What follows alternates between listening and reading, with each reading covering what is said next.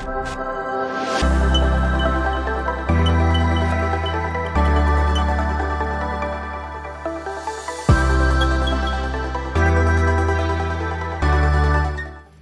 guys, RivalBoss here. Today I'm going to be giving you some Rival news on some upcoming things and some things during the week.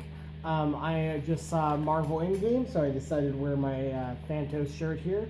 But anyway, thanks for watching and enjoying all the content that I've been putting out. I'm going to have some more pie images coming towards the end of the month. I just kind of am limited on data, but I do have one in the pipes, and I picked out a new image to review and share with you guys. So stay tuned for that. And if you do like those kind of things, please stay with the channel and like and subscribe. But now on to our news. Okay, first up we have the Nintendo Switch is set to overtake the basically all the PlayStation 4s, the Pro, the Slim, and the normal one in Japan by the end of this year. It is only 137,000 away, or 137, yeah, I said that right, 137,000 units away from overtaking in Japan.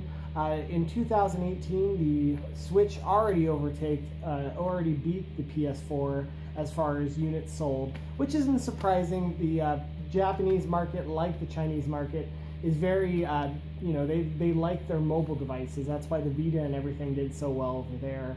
And I feel like, home consoles in Japan are less a thing than they are here.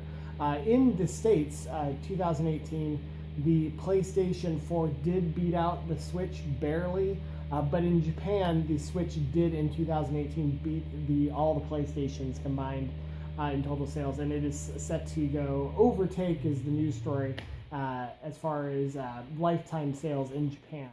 Also, basically, the Switch in its current lifetime compared to the other consoles, the Xbox One and the PlayStation 4, have already oversold them, so it is on its way to becoming a bigger seller than both the PlayStation 4 and Xbox One.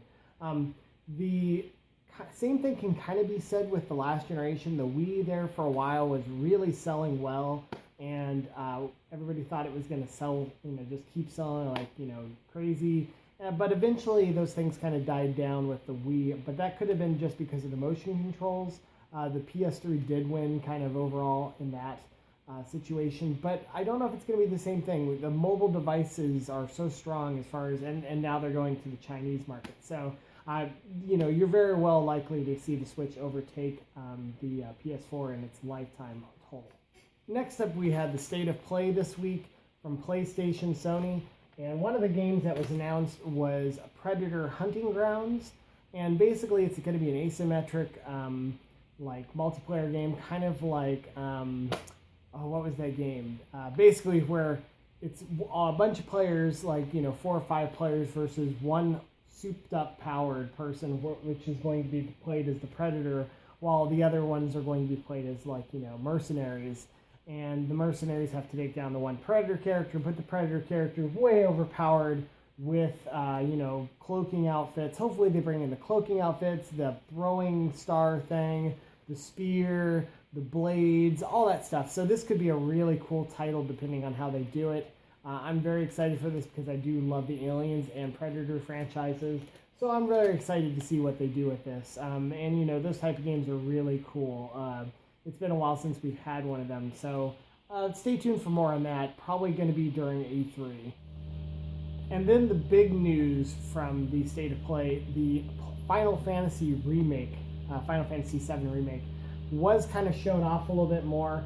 I am super hyped for this. I loved the original Final Fantasy VII. I beat that thing a number of times. I am super hyped for this also because the gameplay that they showed here looks a little bit like Nier Automata.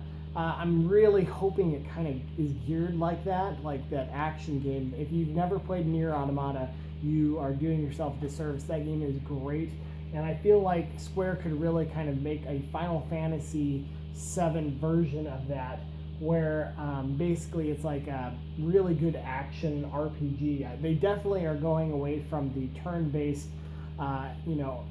traditional Japanese RPG element, and they're going for more of an action-oriented game. So I'm super hyped for this. I really hope they do that. If it's like Nier Automata 2, it'd fit really well with Final Fantasy, where they would have like different types of game types inside of that. So I feel like, looking at this beautiful game, by the way, I'm super stoked. I believe it's running on the Unreal Engine, and there is some speculation that they might release this thing episodically, like, you know, in episodes. I hope they don't do that, but it would be, either way, it looks really cool. We're going to find out more about it probably when Square does their E3 thing in June or July. So yeah, I think it's June. E3 is. Oh, cut it out! I can't breathe! And next up, so some more Sonic news. So the Sonic trailer was released, and basically it had just as much, or if not more, dislikes than it did likes. And as you can see, I'm here at the movie theater. They had a little cardboard cutout here, and I was kind of confused because they say it's coming out 11/8. I kind of find that hard to believe. The director has now come out and said basically on Twitter that he was very unhappy with the basically criticism that was received from the thing, and he vows that he's going to go back and have it basically redone. The character Sonic was where, like, they didn't like that he had long skinny legs and his eyes were split and everything. This is a simple, somebody did on Twitter a representation of how easy it was to change the correct looking Sonic from the weird looking Sonic, and hopefully they'll do the same. I'm a little worried about this movie now. You know, him coming back and saying they're going to redo all the shots and redo the CGI is a little scary in the fact that, is this movie ever going to come out now? Like, a lot of people, when they redo shots like this, as far as the complete CGI, these things never see the light of day again. So it's going to be costly, and I'm kind of wondering, you know, if it's going to even come out now. It's definitely not going to come out 11/8 though, if they're going to have to redo all the CGI. So we'll have to stay tuned and see what happens. But right now, the director is saying, yeah, we're going to redo all the CGI, so we will see what happens with it. So some news in the PC gaming market.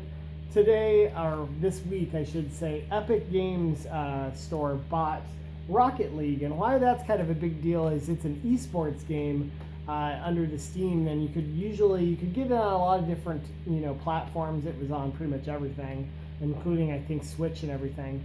But there was a competitive esports thing for the PC market, and now that it's been moved to the Epic Games Store, that kind of has some ramifications as far as esports goes.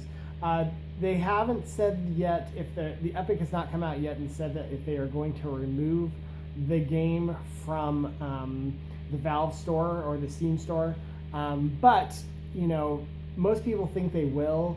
They haven't really said we're going to do it yet for sure, but, you know, they seem, how they're acquiring these different games and stuff so quickly and taking kind of little stabs at the Steam store dominance is great in my opinion. It will at least drive it will drive the market and hopefully make things a little bit cheaper, and even make Steam kind of, you know, get off their butt and actually start doing some stuff. But, you know, it is kind of a big deal. They also said that people that have already purchased the game on Steam, it won't, like, you know, all of a sudden your game won't disappear in your Steam library or anything like that. So if you buy it on Steam right now, you will have it after this. It might or may not disappear from the Steam store. And lastly, we have the releases for May that are still coming up. We have Rage 2, which is coming out on May 14th. We have Blood and Truth, which I'm super excited for. This is kind of like a full game version of the tech demo that was almost inside of the PSVR Worlds demo. And basically, it's a full game, and it's going to be really cool looking from what I've seen. That comes out, Blood and Truth comes out May 24th. Then we also have Sonic Team Racing, kind of interesting, coming out right now with all the Sonic controversy. The original game, there was one also on the Vita that I've just played recently, which was a lot of fun. That's going to come out May 21st. And lastly, on PC down here, Total War 3 Kingdoms is going to be coming out May 23rd. I know a lot of people really liked this on E3 and stuff. It was kind of big news. Both the Rage 2 and Sonic Team Racing are coming out on Xbox One and PS4. Of course, Blood and Truth is a VR exclusive, and you got Total Kingdoms coming out on PC.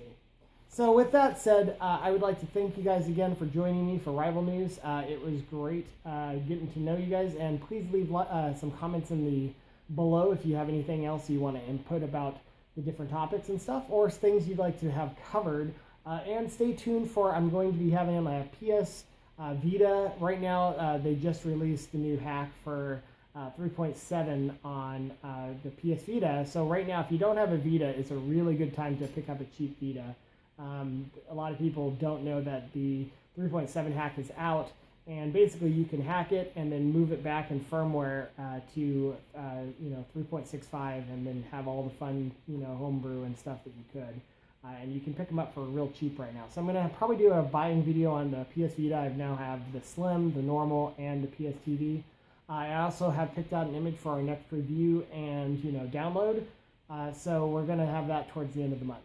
So with that said, thank you guys very much for joining me, and until next time, keep it awesome and keep on keeping on. RivalBoss signing off.